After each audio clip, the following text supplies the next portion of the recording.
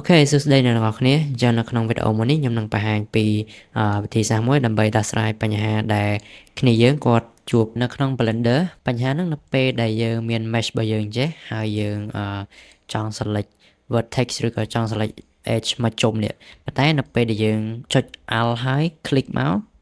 យើងគិតថាយើងអត់អាច select edge មកជុំនឹងបានអូខេអញ្ចឹងមូលហេតុហ្នឹងគឺដោយសារតែ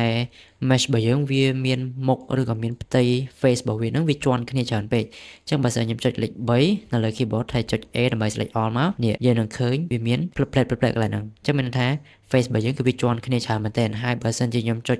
Alt Z មកអញ្ចឹងយើងឃើញថានៅក្នុងហ្នឹងវាមាន face មានអីឡើងជាន់គ្នាឡើងពេញហ្នឹងអូខេបើសិនជាខ្ញុំចូលមកខាងលើខាងស្ដាំកន្លែង viewport overlay ហើយខ្ញុំយកពាក្យថា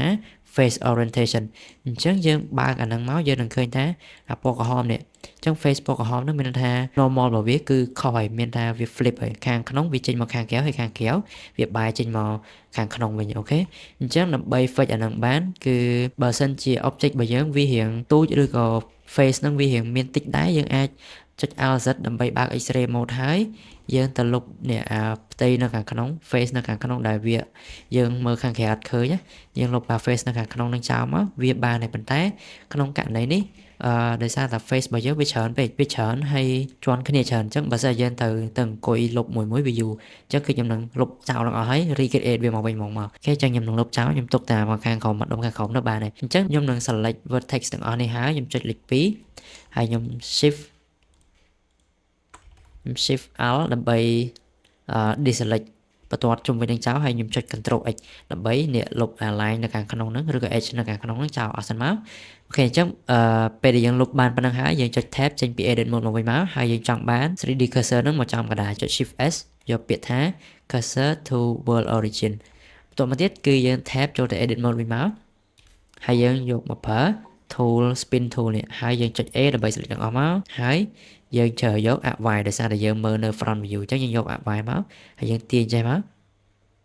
អូខេប៉ុណ្ណឹងមកគឺបានហើយ angle របស់វានៅកន្លែងនេះយើងដាក់ដក180វិញមកអូខេបានប៉ុណ្ណឹងហើយយើងទាញ icon ពណ៌ក្រហមហ្នឹងទាញវាកាត់មកស្ដាំមកដើម្បីឲ្យវាព័ទ្ធជំវិញ product របស់យើងហើយបន្តមកទៀតនៅកន្លែង step ក៏យើងអាចតឡើងបានដែរគឺតឡើងចំនួន loop cut របស់យើងនឹងឯងអញ្ចឹងខ្ញុំអាចតឡើងវាដាក់ទៅដល់32អញ្ចឹងទៅដើម្បីវាកោងកុំឲ្យវាមើលទៅចុងពេកអូខេប៉ុណ្ណឹងមកហើយយើងចុច A ដើម្បី select all GZ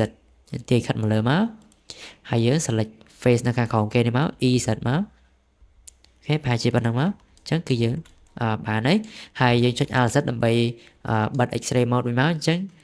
នៅកន្លែង face orientation នេះយើងមើលទៅវានៅក្រហមដដែលអញ្ចឹងដើម្បីកុំឲ្យវាក្រហមយើងចុច tab ចូលទៅ edit mode វិញចុច A ចុច shift N មកអញ្ចឹងគឺវានឹង recalculate normal ឲ្យត្រូវទៅតាមnormal ដែលត្រឹមត្រូវរបស់វាវិញអូខេសង្ឃឹមថាវីដេអូមួយនេះអាចជួយអ្នកទាំងអស់គ្នាដោះស្រាយបញ្ហានៅក្នុងកម្មវិធី Blender បានហើយកុំភ្លេចចុច like ជាមួយនឹង follow ដើម្បីទទួលបានវីដេអូថ្មីៗអំពី Blender Tip បន្ថែមទៀត